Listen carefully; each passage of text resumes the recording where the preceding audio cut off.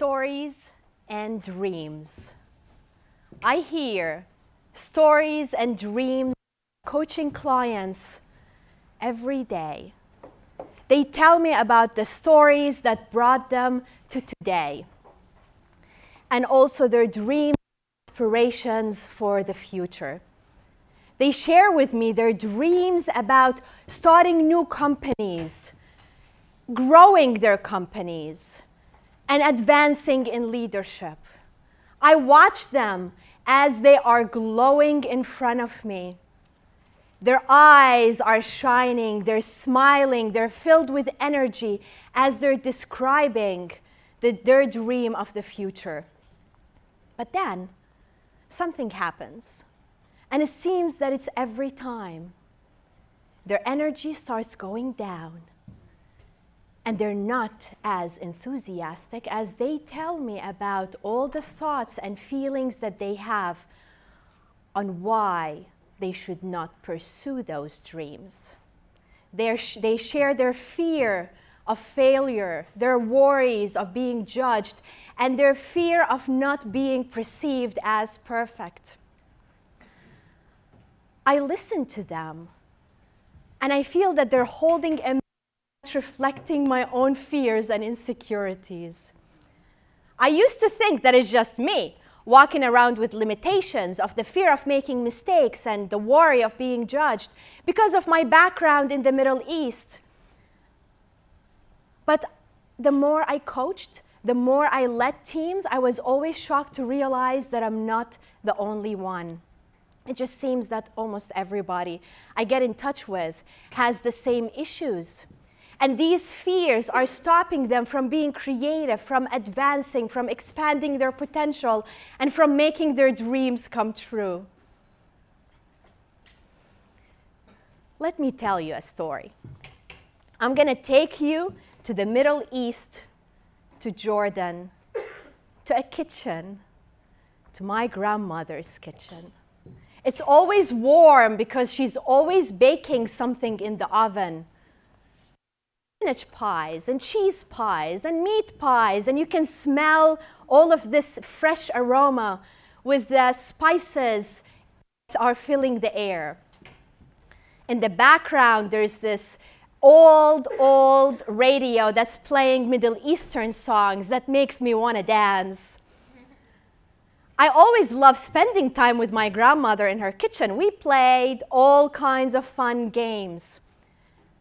But that day, it was different.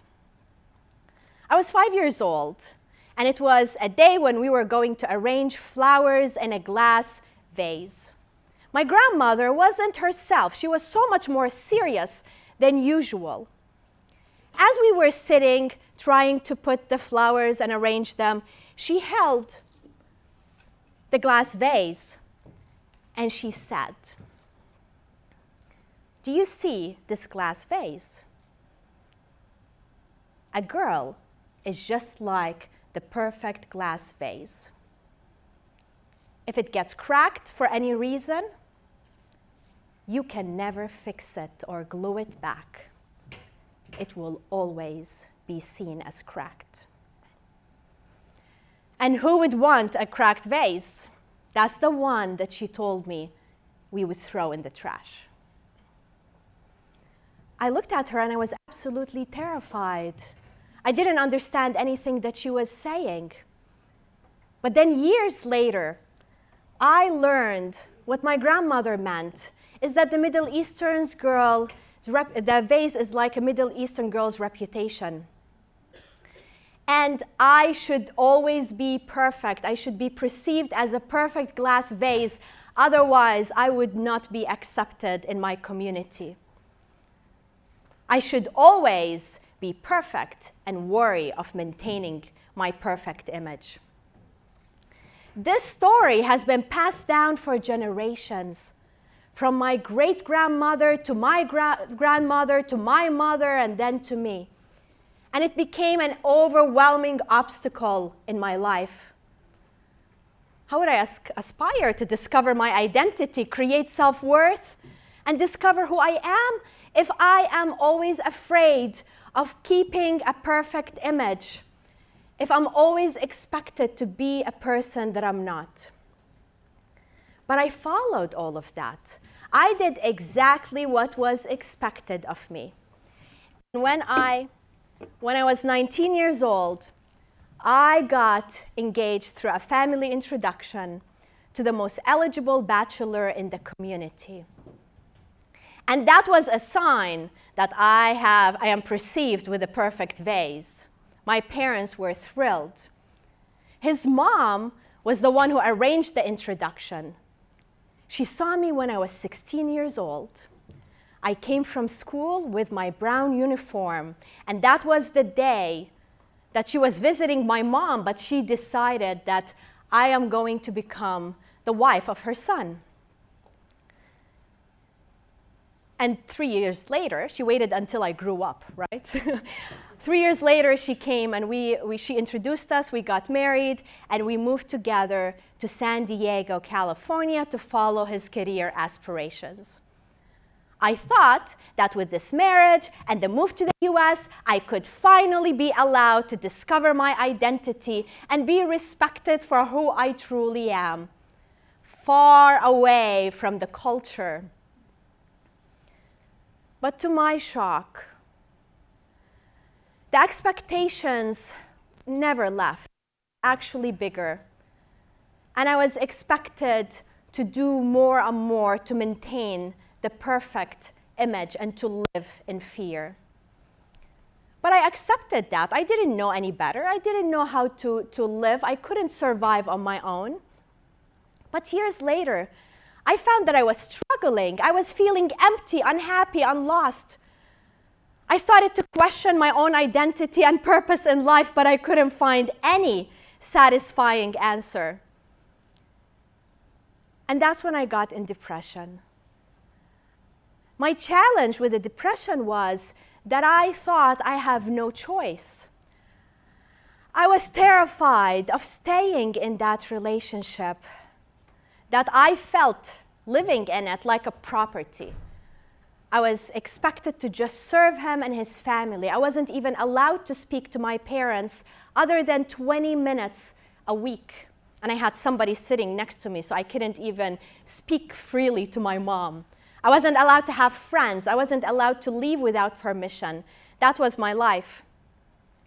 So my challenge was I was afraid of continuing to live that life because I felt that I was miserable and it was not going to get any better.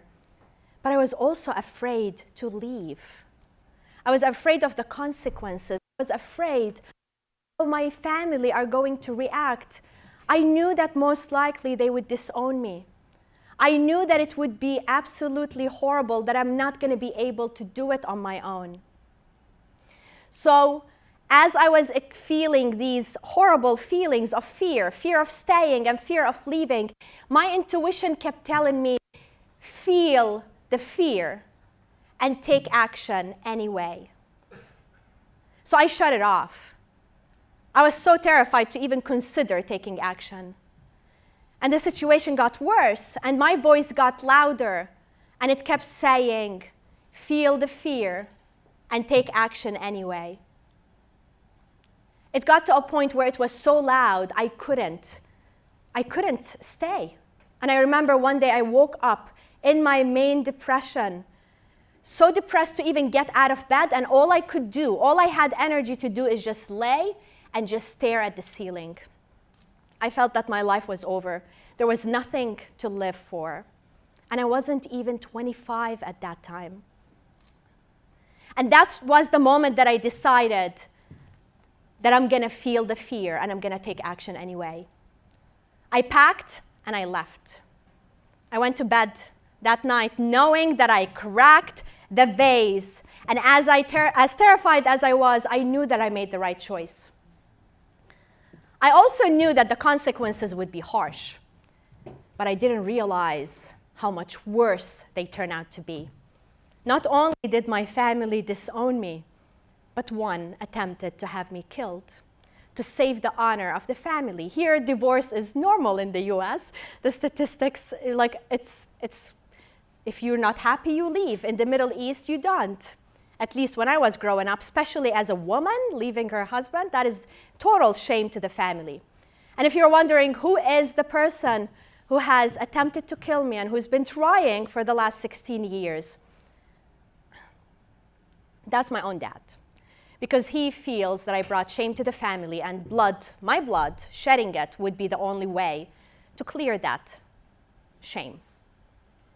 So I needed to move on. I couldn't live in the past anymore. I needed to create a new story, a story of empowerment, a story of self-discovery.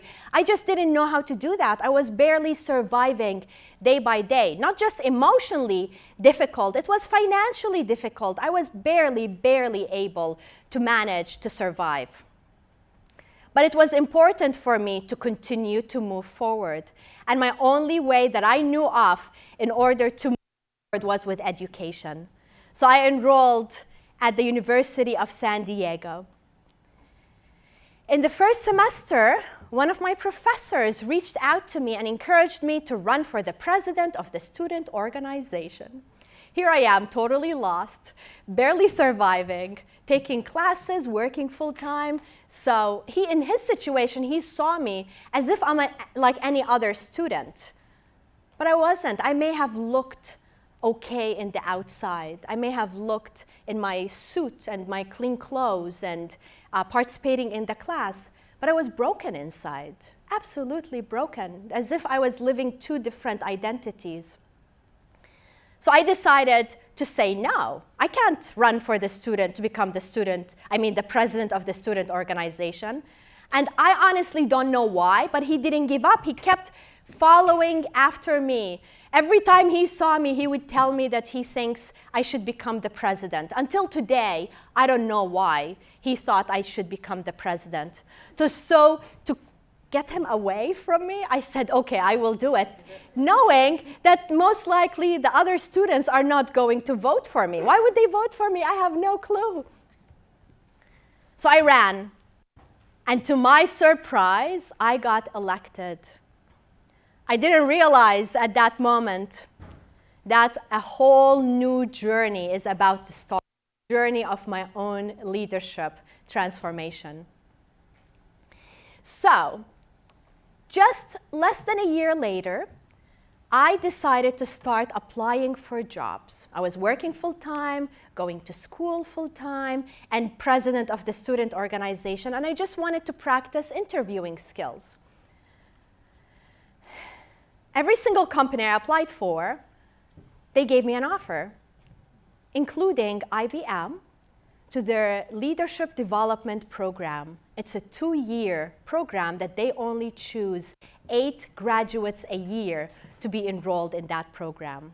I honestly, when I got the call, which by the way, they called me at 5 a.m. in the morning because I was in San Diego and their headquarters is in New York, I thought it was the world is about to end, but apparently the world just started. And I got the offer to join that program. So I had to expedite my graduation, and I kept asking myself, oh my goodness, what are they thinking? Why would they even try to hire me? I was so terrified.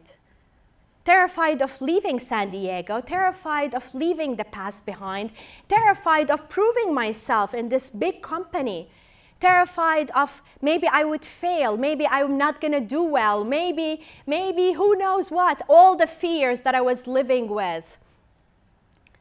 But anyways, the same intuition kept telling me, feel the fear and take action anyway. And I did. And that's when the world opened up for me. I got to work and travel around the world with IBM. I lived in Japan for over a year. I got to work on projects with them at the United Nations in South Africa.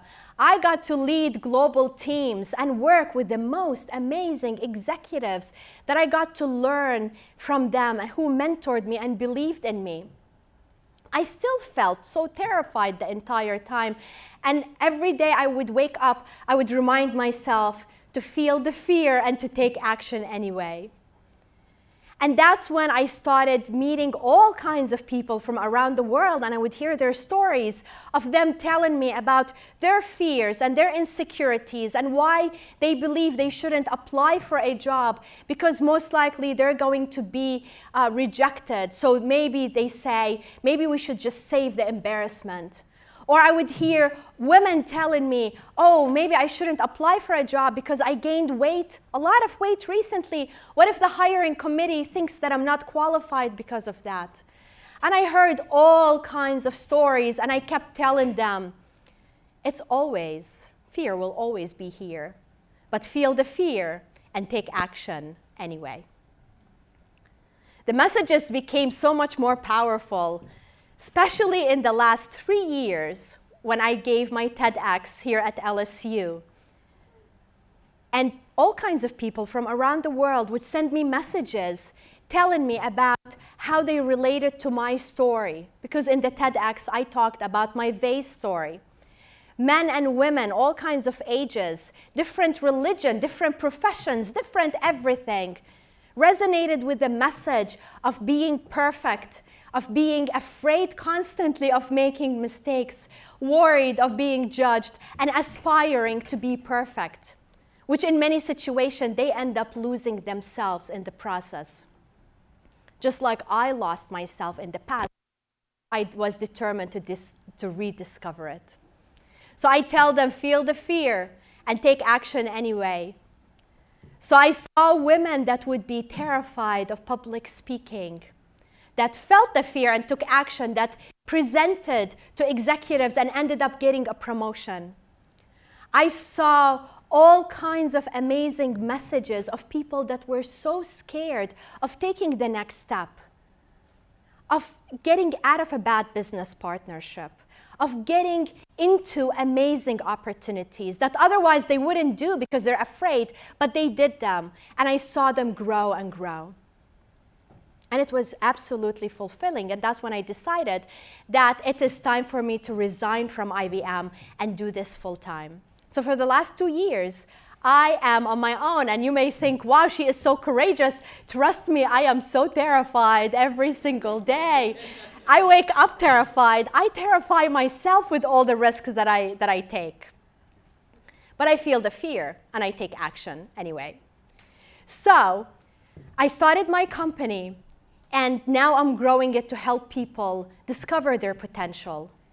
And not just discover it, but also expand it, to take action, to believe in themselves, to grow in business, to become leaders, to become business owners, and to be the people that we are meant to be.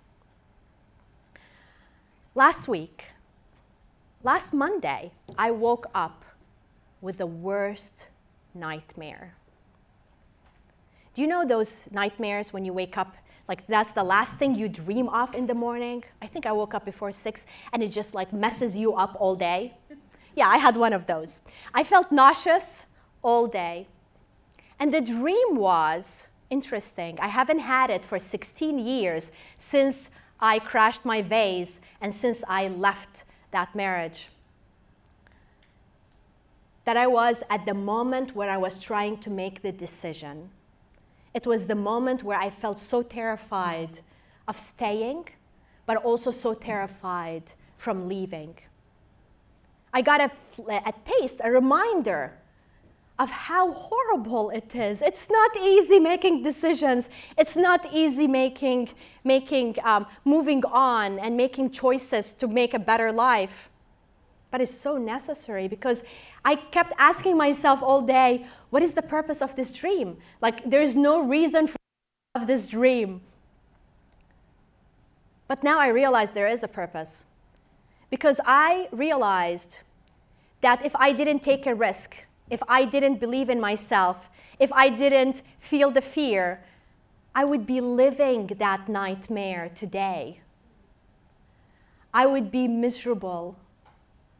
But instead, I am living my dream. I am here with you today, speaking with you, hopefully inspiring you to feel your fears and to take action anyways.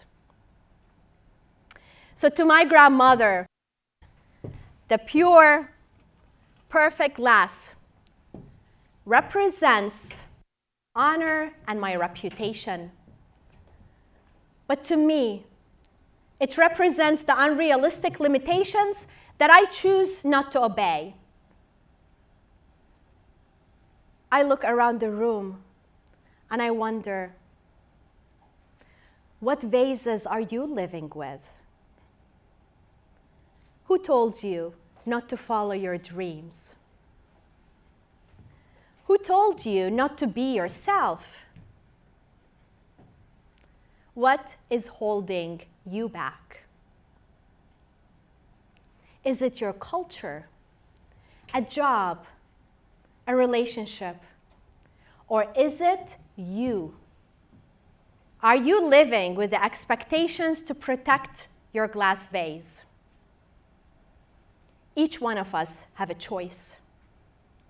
We can continue to live in fear and keep the glass vase perfect and then pass it to the next generation and expect the same thing from them, or simply feel the fear and take action anyway.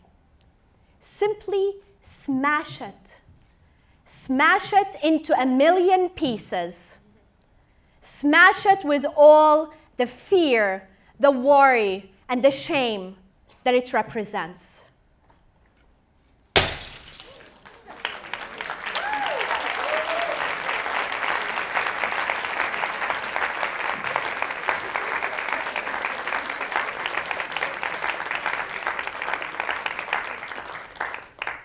What would you choose? So now, as you see, we have 3 vases, and we have an opportunity to smash them. Who is interested in smashing the vase? Okay, 1. I know the mayor is here. I think it would be fun to have the mayor. Mayor Broom. And I want a man. I want 1 man to smash the vase.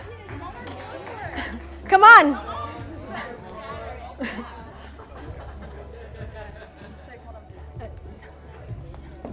Just be careful, it smashes very easily.